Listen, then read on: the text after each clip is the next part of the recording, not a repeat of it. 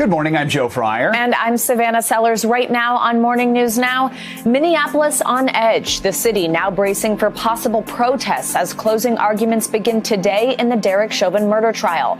The preparations underway across Minnesota and beyond ahead of a potential verdict. Rural roadblock. In some parts of the country, vaccine vials are sitting unused. Why some people in Mississippi can't get to their vaccine appointments, and also why some aren't rushing to get their shots. Show of solidarity. A university president stepping into students' shoes as they struggle through the pandemic in solitude. Why he says moving in with his students gave him a better understanding of their pain. And emotional reunion. Migrant children finally being reunited with their families, but many others are still struggling to find each other. A look at the lengths some families are going to connect with their kids. And happy Monday, Joe. Good to be back with you after a weekend. Yes. Well rested? Yes. Yeah. Actually, yeah. So we had a run there where we weren't so rested, but we're good now. What about you? Learned to sleep now. Exactly. Yeah. All right. And happy Monday to all of you watching at home. We begin this morning in Minneapolis, where closing arguments are set to start in the Derek Chauvin murder trial. The former officer faces 3 charges: second-degree murder, third-degree murder, and second-degree manslaughter in the death of George Floyd. Across Minneapolis and beyond, preparations are already underway for potential unrest. Several businesses are now boarded up, and thousands of National Guard members are on patrol. Over the weekend, protesters gathered near the courthouse and throughout the Twin Cities, vowing to fight for justice. The city's mayor is calling for calm ahead of a possible verdict. This moment is of enormous consequence for our city, for our state, and for our nation and our world.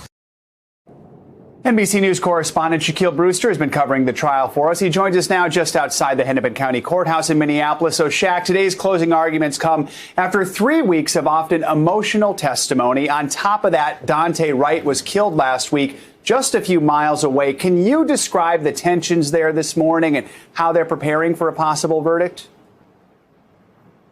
Well, Joe, it's very clear. The city is on high alert as we wait the start of deliberations, which we expect to come as soon as today. I mean, today was the day when Operation Safety Net, that multi-agency effort here in Minneapolis and the surrounding areas, where it was going to be entering a new phase. But you mentioned with Daunte Wright's killing last week and the protests and outrage that you saw last week, that process was accelerated. So you drive around downtown, you see National Guard members stationed on nearly every corner in the downtown area. You see buildings that are boarded up. You talked about the fencing behind me that has been in place for well over a month at this point. So tensions are high. People are watching this closely, and the concern with whatever happens after the verdict, well, that is going to remain until we know an answer, Joe. So, Shaq, what can we expect from both sides today during closing arguments? Well, this is a time where all that evidence that was laid out over the past 3 weeks, both sides will be putting it together, kind of putting together the puzzle pieces, as one analyst put it. On the prosecution, they have been arguing from the start that Derek Chauvin was the cause of George Floyd's death. You heard in those opening statements them say that Derek Chauvin betrayed his badge, that he used excessive force, and that force is what led, they believe, and they believe that they proved this, that force is what led to George Floyd's death. On the other hand, you have the defense saying that it was George Floyd's medical condition. It was the drugs in his system. That is why he ultimately died. And he just happened to die while under the knee of Derek Chauvin. So that is what you're going to hear from both sides. The defense is going to say that the prosecution did not prove their case beyond a reasonable doubt. Expect to hear that a lot today during these closing arguments. And the prosecution will say they proved their case in an overwhelming fashion. So we'll expect to see that as both sides lay out those closing arguments. So, Shaq, after the closing arguments, the 12 jurors need to reach a unanimous verdict for each of the counts Derek Chauvin faces, either guilty or not guilty.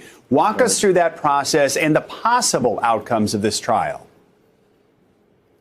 So the timeline, we'll expect to hear those closing arguments. We're expecting them to be similar in length in terms of time to what we heard during those opening statements. So closing arguments will happen. Then the judge will read the jury instructions. This will be the law, those 3 counts that you mentioned before, what jurors are supposed to do, how they're supposed to analyze that, what each individual law means, and then the jury will be sent off. This jury will be sequestered. So There have been 14 jurors in the courtroom hearing this case. 2 of them will be dismissed, so 12 of them will be making the final decision. And what that final decision is, of course, you can have an acquittal, a not guilty verdict on all 3 counts, or 1 of the 3 counts, or 2 of the 3 counts. And then you can also have the possibility of a hung jury. That's in a situation where if on one of the counts there is not a unanimous agreement, which means all 12 jurors do not agree with that outcome, then you have what's called a hung jury. That will result in a mistrial for that count. What that means, big picture, the prosecution could come back again and retry this case. But after what you mentioned, the 3 weeks of testimony, we're hearing from more than 45 witnesses, that definitely would be a high bar and something that many people aren't looking ahead to in terms of one of the outcomes.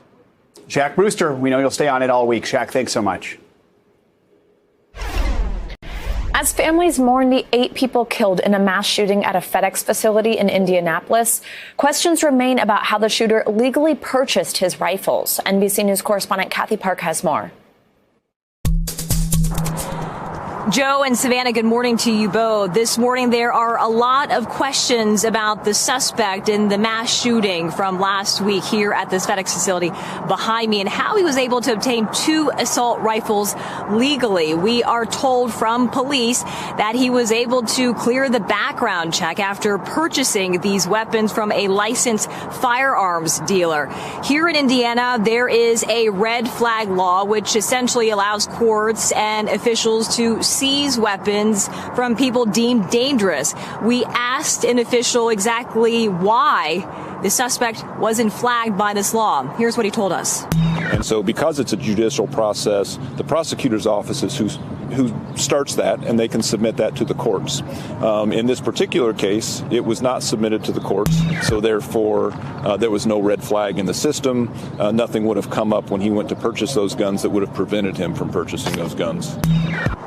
We reached out to the Marion County Prosecutor's Office and are still waiting for a response. Meanwhile, this weekend, there were several vigils that brought families together to grieve the 8 lives lost. 4 of the injured are still in the hospital. We are told they are in stable condition, and all are expected to survive. Joe, Savannah. Thank you, Kathy. The city of Chicago has seen days of protests following the release of body camera footage that shows the shooting death of 13-year-old Adam Toledo. NBC News correspondent Maura Barrett was there Sunday speaking with protesters who are demanding reform. Good morning, Joe and Savannah. Following the release of that body cam video of 13-year-old Adam Toledo being shot and killed by a Chicago police officer, the city seeing multiple demonstrations over the weekend, a peaceful vigil last night, as well as a march in the Little Village neighborhood where that shooting had occurred. Community members, though, frustrated and saddened because the reality of it is this is not the first time they've seen a member of their community killed by one of those Chicago police officers. And we spoke with some people who are grieving at a vigil just yesterday. I was shaken by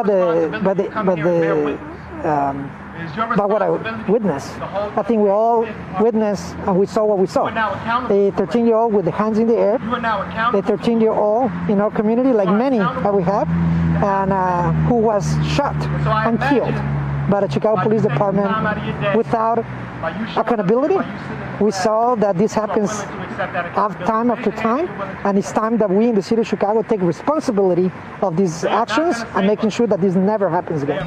What's more, over the weekend, we also learned that a prosecutor with the state attorney's office has been put on administrative leave and is being internally investigated because at a bond hearing earlier this month involving the 21-year-old who was with Adam Toledo when he was shot, the state attorney said that Adam was holding a gun in the video when he was shot. And obviously, when we saw the video come out, that clearly was not the case. The 13-year-old boy's hands were up in the air and empty. It appeared he had tossed the gun off to the side when he was shot, but the state attorney's office therefore is suspending him and saying that he did not fairly present the facts of the situation. This is separate from the 2 independent investigations involving the officer that was involved in the shooting, Eric Stillman. There's one going on with the district attorney's office, another with the Civilian Office of Police Accountability. The mayor of Chicago over the weekend saying that these investigations need time in order to be conducted, but that she says they need to be done expeditiously. expeditiously to be deciding what's going on next, because as it stands, the officer has been placed on desk duty, but he still is on the force. Members of the community looking for accountability in the Chicago Police Department. Joe, Savannah. Thank you, Maura. Starting today, every state will begin opening vaccine appointments up to everyone age 16 and over. So far, over half of all U.S. adults have received at least one dose of the coronavirus vaccine. The CDC says that is over 200 million shots in arms. The federal government may soon re-up its arsenal of vaccines. Dr. Anthony Fauci said the Johnson & Johnson vaccine could be put back in use, but slapped with possible restrictions and warnings. My estimate is that we will continue to use it in some form. I doubt very seriously if they just cancel it. I don't think that's going to happen. I do think that there will likely be some sort of warning or restriction or risk assessment. I don't think it's just going to go back and say, okay, everything's fine, go right back. I think it'll likely say, okay, we're going to use it, but be careful under these certain circumstances. On the backdrop of this optimistic news, the worldwide fight against COVID-19 has passed a sobering milestone. The global death toll is now over 3 million. To put that into context, that's about the population of Philadelphia and Dallas combined. India, Brazil, and France are among the hardest hit countries after the U.S. NBC News medical contributor Dr. Natalie Azar joins us now. Dr. Azar, good morning. Thank you for being here with us today. Now, while the U.S. expands vaccine eligibility, some states, like Mississippi, for example, are facing a surplus of vaccine supply, and that's partly because of vaccine hesitancy. The appointments are there, the shots are there, but people don't want them. What happens to those shots that are just sitting on the shelves, and how can the state convince people to go get those shots? Well, first of all, Savannah, with the shelf life, both the Pfizer and the Moderna vaccines can remain frozen for about 6 months. Once they are thawed, they got about 5 days for Pfizer and about 30 days for Moderna that they can survive in a refrigerator. So, you know, the clock will and is certainly ticking on this. When it comes to hesitancy, we talk about this a lot. I also should mention that there are barriers for certain people, such as internet access and transportation. But I think what we're going to start seeing is perhaps a shift that the vaccines will be administered in doctors' offices. There you can have a trusted, you know, healthcare provider, also community leaders. I think that's going to make a big impact, Savannah, you know, in sort of getting people to get over that finish line. I do it a lot in my office. Spending that time one-on-one with patients really can make a difference. I know that's a little bit tedious and painstaking, but honestly, I think that's kind of where we are right now with the people who are most reluctant to get vaccinated. And now, Dr. Azar, Dr. Anthony Fauci said the U.S. will likely start using the Johnson & Johnson vaccine again, but with restrictions. That's that sound we just heard from him. What could those restrictions look like? What are those warning labels going to say? So, Savannah, I see one of two things happening. One is that we will just sort of go back to, you know, anybody is eligible for this vaccine. However, you know, full disclosure, shared decision making, consent, acknowledging that there is this potential risk associated with the vaccine. I think what's probably more likely to happen is that they're going to sort of take the sum total of the 16 cases with the AstraZeneca vaccine and the 6-7 cases here in the U.S. and try to the best of their ability to see if there's any common denominator other than female and age, and sort of say, you know what, I think we're going to restrict this, let's say, to older individuals, maybe over the age of 50, but still with that disclaimer, disclosure, and consent. I agree with Dr. Fauci that I absolutely do not think that the U.S. is going to say that we're no longer administering the vaccine. I think that would be a huge mistake. You know, just thinking about all of the advantages of the Johnson & Johnson vaccine, especially homebound, older individuals, there's absolutely no reason in my mind that they should not be candidates for the vaccine. And I think it's a real hit to us and our efforts. So we'll see. You know, it'll be another long meeting on Friday. I'm looking very much forward to listening in. It's always very, very informative, and we'll see what they come up with, Savannah. And Dr. Azar, let's say it does come out with that warning label. If you're somebody who is in the group that they are warning about, who already received the vaccine, let's say, if you get through those first few weeks and you don't have any side effects, none of these things happen to you, are you okay? And that just sort of means that now you wouldn't be able to get it, but it's okay that you did? I think so. Absolutely. One thing we do know, Savannah, is that there's a difference between, adverse events, knowing that they actually happen in the first 6 weeks after administration. So the longer out you are from that inoculation, the very, very much less likely that anything is going to happen to you. And we saw at least with, the median time to this event was 6 to 13 days in the clinical trial. And that's a difference between, these rare events that are emerging months later, only because we're inoculating so many people, not because the side effects happen after that, 6 week period. That is a great point, Dr. Azar. Always great to have you. Thank you. Time for a check on your morning news now weather. Bill Cairns is with us. Good morning, Bill.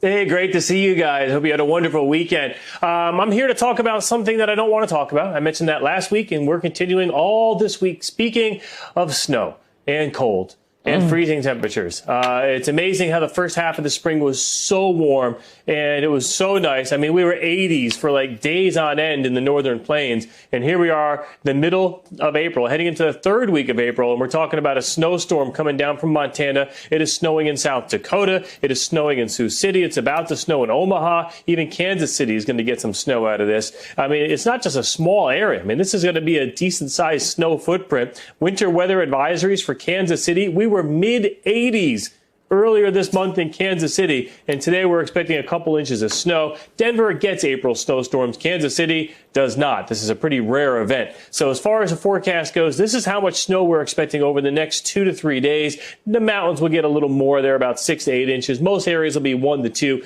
It's not going to cause too many travel issues. It's more just kind of insulting to, we were putting away the winter gear. And it's not just going to be in the plains. Tomorrow into Wednesday, some of that snow is going to fall from Chicago to Detroit to Buffalo, even Indianapolis is going to see some additional snow. So for your week ahead forecast, just a few rain showers in areas of the mid-Atlantic today. There's that snow Tuesday, Wednesday into the Northeast. And then by the end of the week, look what happens again in the northern plains.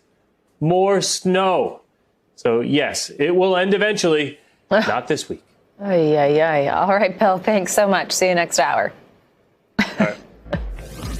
Coming up, vaccine appointments once felt like a 1 in a million opportunity. But in some states, tens of thousands of doses are going unused. We'll get an update from our reporter in Mississippi on why health officials there are struggling to fill appointments. Next.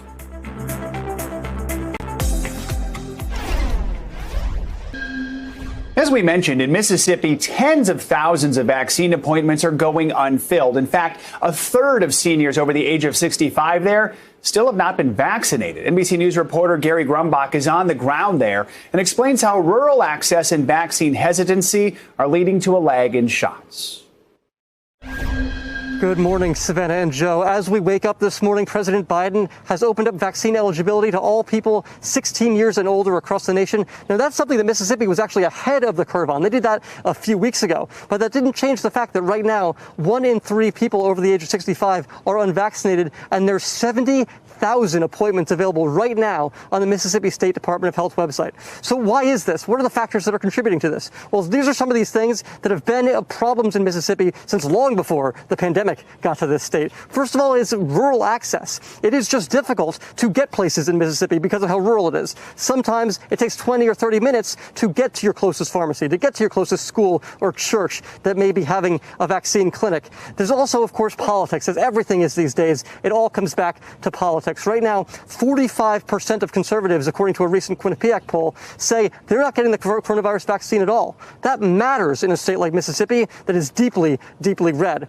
And of course, it all comes back to general trust and distrust of the vaccine. This state is 40% black, and blacks have a history of being hesitant when it comes to vaccine. Right now in Mississippi, only 40% of that population is currently vaccinated. So what is being done about all of this? Well, the state health officer, Dr. Thomas Dobbs, tells me he's trying to have one-on-one conversations with people in these groups, saying it is safe, explaining to them why, and answering some of the questions. They're also trying to get the vaccine to the people instead of trying to get the people to the vaccine. This includes going to churches, going to schools, going to community health centers, and holding these vaccine clinics to get people vaccinated and to reach herd immunity. I do want to introduce you to one woman. Her name is Joyce Hart. We talked to her as she was walking into church, and she spoke to us about why she thinks it's important to get vaccinated. The message is shame on you.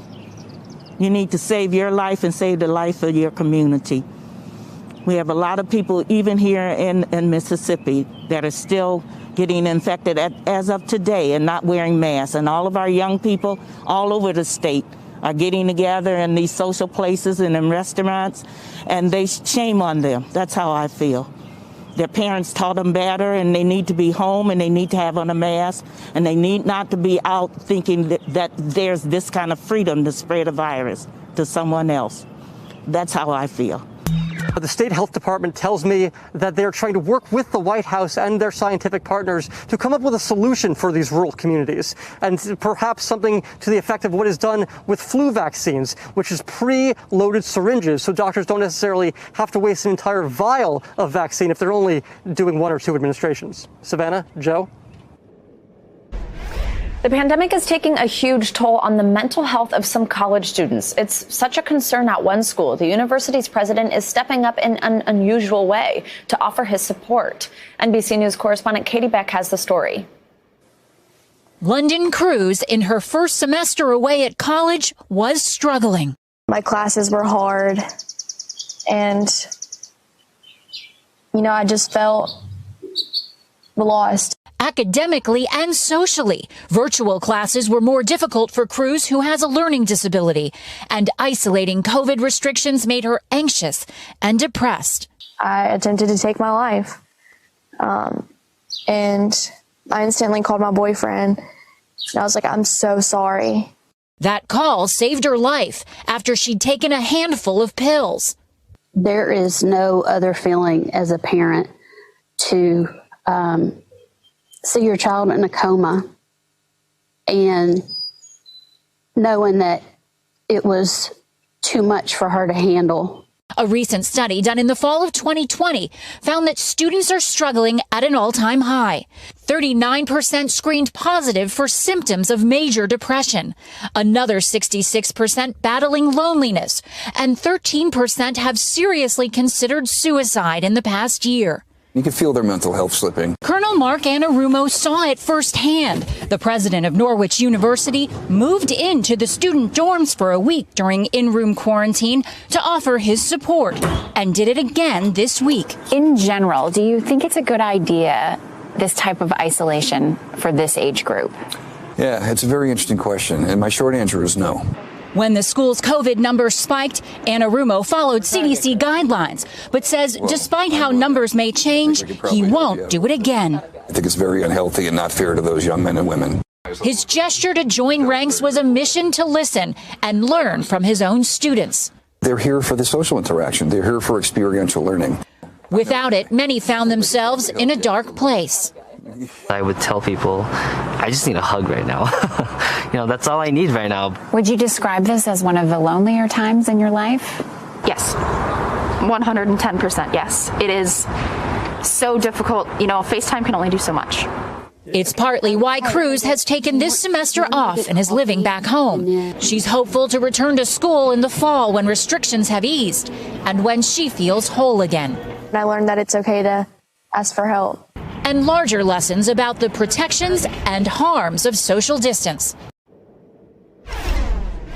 In a small town in Oklahoma, a small gesture has turned into a larger movement, providing healthy hot meals to those in need. Here's NBC News senior national correspondent Kate Snow. Along historic Route 66 in northeast Oklahoma, you'll find Miami, the town of 13,000, hit hard by the pandemic. But its restaurants and residents are making challenging times a little easier. 22, order up. One hot dish at a time. This is our giving wall here at Zach's Cafe. On this giving wall, anyone can offer any amount to pay for a meal up front. We've been helped many times when we were in a position where we needed it. Anyone can claim it, judgment-free, no questions asked. Each meal we purchased, we added an extra meal, to that and put it up on the wall. The simple idea kicking off a movement of kindness in this tight-knit town. We're a giving community. We take care of each other. I just like to help people out. There are lots of people out there now that need it. Jennifer White put up the first giving wall back in February at her restaurant, The Dog House. I knew our town was awesome, but I didn't know that they were going to step up in such a big and impactful way.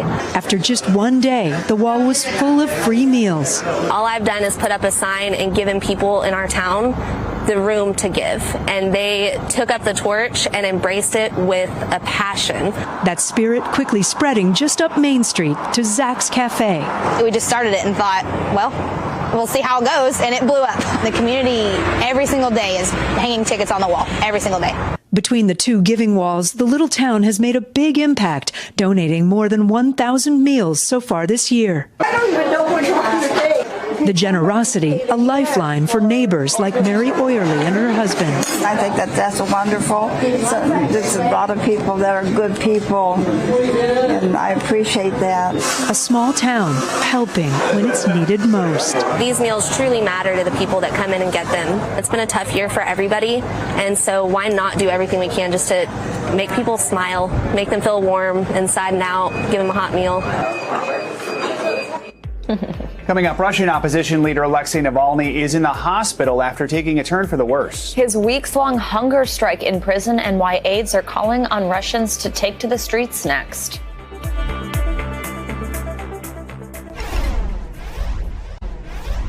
Police in Brooklyn Center, Minnesota had wide discretion when deciding to pull over 20-year-old Dante Wright. Police say he was pulled over for an expired registration. The Wright family says it was because of air fresheners hanging from his rearview mirror. And across the country, officers can rely on minor traffic violations to start investigating other possible misdemeanors and crimes. This approach is called a pretextual traffic stop.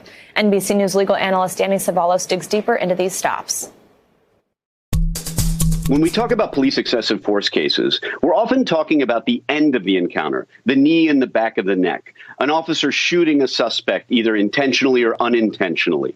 But really what we should be talking about is the reason for the encounter in the first place. Every one of these fatalities in police excessive force cases begins with a police-citizen encounter. And the amount of evidence required for that initial encounter is very low, so low that's where, if there's bias, it can creep in. As we've seen, many police-citizen encounters begin in motor vehicles with an initial traffic stop. And as we've seen, a traffic violation can be a million different things. In at least one state, air fresheners hanging from your rearview mirror are enough for police to pull you over. And therein, in that decision, is where the bias can creep in. Let's face it, no police officer wants to be the one that is known for only giving tickets out for air fresheners on rear view mirrors. A police officer wants to be the one that busts the big crime. Once police see that they have an arguable traffic violation, they have a second decision to make. Is it worth pulling this car over? They might err on the side of pulling over an older junker car because maybe that car has something wrong with its registration or its car inspection. From there, it's easy to hopscotch onto a search of the car and then possibly a search of the trunk. And the Supreme Court has essentially said that even if a police officer pulls over 100% black drivers, as long as each of those black drivers had a legitimate traffic violation, then the traffic stops are legal. And that's even though we should be plainly concerned about an officer that pulls over 100% of a particular minority. Studies have found that black drivers are far more likely to be stopped by police than white drivers are. Not only that, but once they are stopped, black drivers are twice as likely to be searched as white drivers are. Black Americans are over 3 times more likely than white Americans to be killed by police, according to a study by researchers from Harvard's T.H. Chan School of Public Health. And those searches are less likely to yield illegal drugs or contraband than searches of white drivers. Any traffic violation can quickly mature into an additional search, whether it be of the interior of the car or possibly even the trunk, if the officer develops probable cause during the stop. In that moment, where an officer has to decide whether or not to initiate a police-citizen encounter, that's the moment that bias can creep in. unconsciously or consciously. If an officer thinks that black drivers are more likely to have more illegal things in their car, then that may factor into the decision. Ultimately, a lot of folks may say there ought to be a law against this, but it would require a law that controls what happens in the recesses of people's minds, unconsciously or consciously. And we just don't have that technology yet. Russian prison officials say that top Kremlin critic Alexei Navalny has been transferred from a prison to a hospital. This comes after Navalny's aide said that his life was hanging in the balance as he continued his hunger strike. Navalny was arrested in January in order to serve 2.5 years in prison. Russian officials say he violated a suspended sentence by traveling to Germany to recover from nerve agent poisoning. Navalny's aides have called for mass demonstrations across Russia this week. NBC News reporter Matt Bodner joins us now from Moscow. So, Matt, Navalny started his hunger strike nearly 3 weeks ago, saying that he has been denied adequate medical care. What can you tell us about this developing news that he's been moved to a hospital? Good morning, Joe. The short answer is not as much as I would like. Basically, all of the information that we've been getting these past weeks and months since Navalny went into custody is from his lawyers. We get very little from any other information source. And the last time his lawyers saw him was going on 3 days ago now. And so all we really have is this prison statement saying that he's been transferred to a hospital set aside for prisoners in the region. And that they've assessed his health as satisfactory and that he's getting a checkup every day from a general practitioner. But one of the really interesting things that we saw in this statement was that they said with Navalny's consent, he has been prescribed a vitamin therapy with really no explanation of what specifically that means or how it's impacting his health for better or worse, considering that it's been 2 to 3 days since the last time his lawyers saw him. That's a big question. Now, what we don't know as well is the lawyers were scheduled to visit Navalny at the colony today, but given his transfer, it's still not clear that they're going to see him at the hospital. So we're just at this point waiting for that next information drop. Matt, we know the Biden administration announced those sanctions against Russia last week, citing 2020 election interference and a cyber attack. What's the White House saying about Navalny's worsening condition? Well, they seem to be reacting pretty quickly to these statements over the weekend from Navalny's people that essentially Navalny is hanging on by a thread now. And yesterday we saw Biden's national security advisor, Jake Sullivan, just come out and say it, that Russia will face consequences if he dies, since the Russian government is responsible for his well-being. And, well, I believe we have a clip of that, so let's take a listen. We have communicated to the Russian government that what happens to Mr. Navalny in their custody is their responsibility, and they will be held accountable by the international community. In terms of the specific measures that we would undertake, we are looking at a variety of different costs that we would impose. And I'm not going to telegraph that publicly at this point, but we have communicated that there will be consequences if Mr. Navalny dies. Now, the EU this morning is starting to catch up a little bit to those statements, though not as harshly worded. But we are expecting at some point today an EU foreign ministers meeting where this is going to be a significant talking point. And Matt, Navalny's allies are calling for protests on Wednesday. Now, back in January, thousands of people are arrested for taking to the streets to call for his release. What should we expect to see this week, and how might his hospitalization impact these planned protests?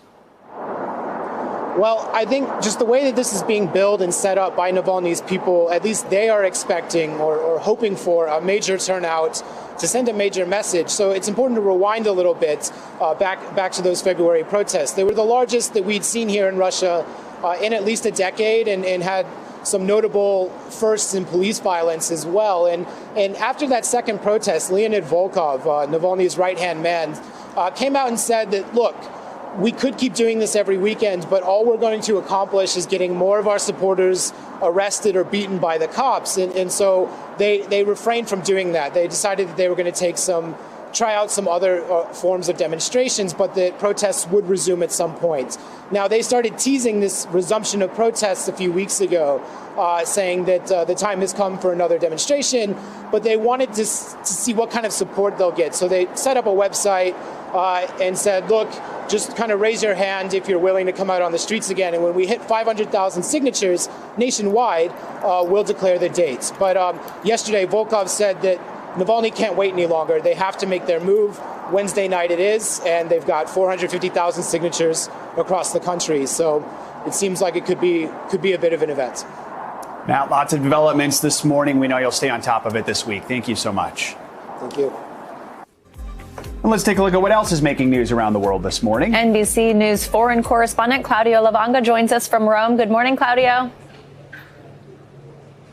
Good morning, Savannah. Good morning, Joel. The U.S. and China decided to join forces in the fight against climate change. The world's two biggest polluters have agreed that they will reduce their gas emissions in favor of low carbon and renewable energy. This falls, of course, into line with President Biden's pledge that the U.S. will reach net zero emissions by 2050. Meanwhile, in India reported a 270,000 new cases of COVID on Sunday. That's another record breaker. Now the country is running out of hospital beds and oxygen, and is turning sports arenas and schools into makeshift hospitals. And elsewhere in the world, after a year-long isolation from the rest of the world, Australia is finally allowing once again travel to and from nearby New Zealand, allowing families and friends who've been separated for over a year now since the start of the pandemic to finally reunite. Back to you guys. Good to see you. All right, Claudio, thank you so much. Love those images. Thanks.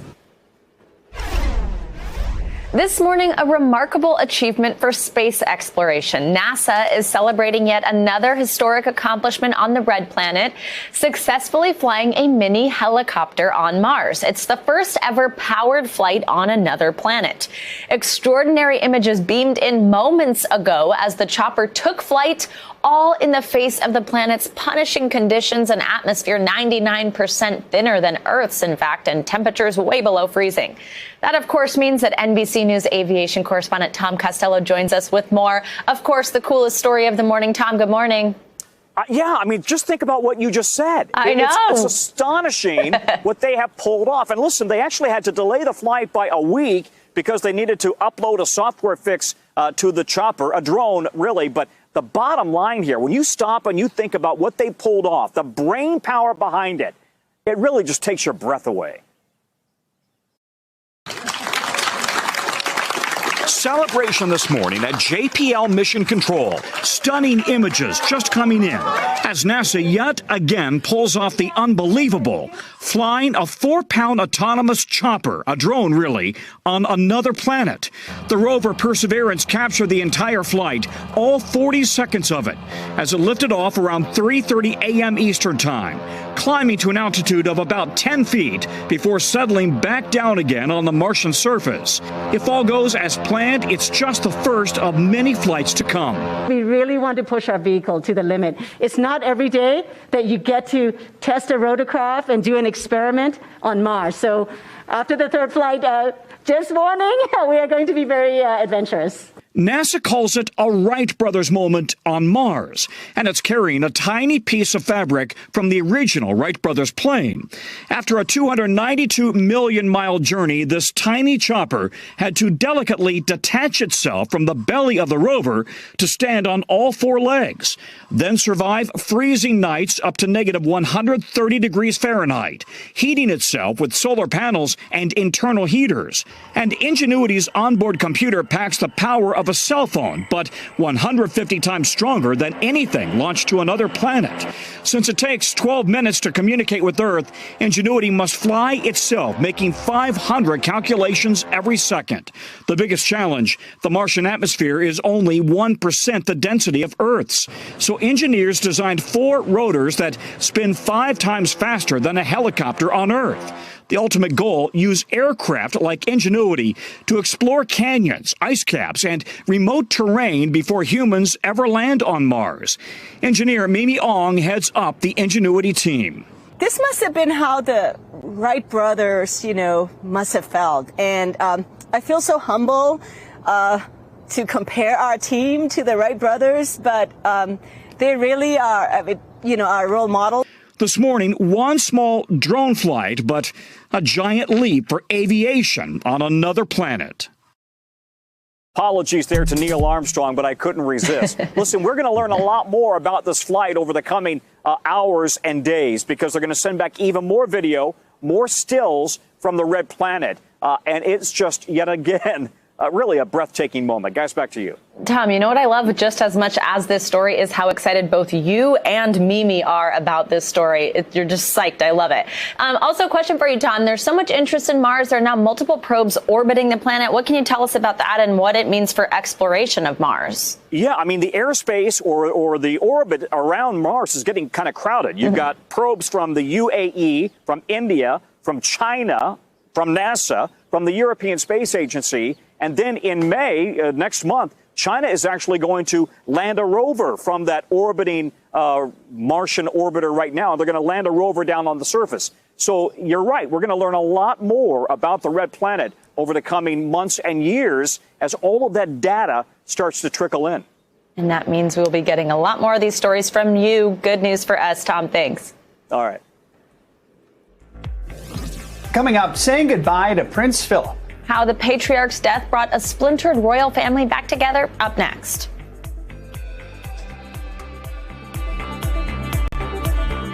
Time now for our CNBC Money Minute, the biggest financial headlines of the day and why they matter to you. CNBC senior markets correspondent Dominic Chu joins us today. Hi, Dom. Good morning. Hey, good morning, Savannah. Good morning, Joe. Well, first off, Peloton is rejecting a warning by the Consumer Product Safety Commission urging people with children at home to stop using their Tread Plus treadmill following reports of nearly 40 injuries of children and pets and one death in that situation. A spokesman for that commission told Consumer Reports it had recommended recalling the treadmill. Peloton says it does not think that's necessary. The Washington Post cited two officials familiar with the situation as saying the commission had been negotiating the phrasing of that warning with Peloton over the course of the past week. Facebook plans to take on Clubhouse and is expected to announce a series of products today. Vox reports they include an audio-only version of the Rooms product. It's a video conferencing product that Facebook launched last year, and an app to let people listen to and interact with speakers on a virtual stage. Clubhouse has surged in popularity after appearances by Tesla CEO Elon Musk, also Facebook's own Mark Zuckerberg. And Toyota confirming plans today to build an electric pickup truck. At the Shanghai Auto Show, the company said it will bring hybrid and electric battery technology to its truck lineup. It stopped short of saying which models, the Tundra or Tacoma or both. Toyota also says it will launch 15 new electric vehicles, EVs, by the year 2025. Savannah, Joe, those are your headlines this morning. I'll send things back over to you. All right, Dom, thank you so much. Thank you. Hey, NBC News viewers, thanks for checking out our YouTube channel. Subscribe by clicking on that button down here and click on any of the videos over here to watch the latest interviews, show highlights, and digital exclusives. Thanks for watching.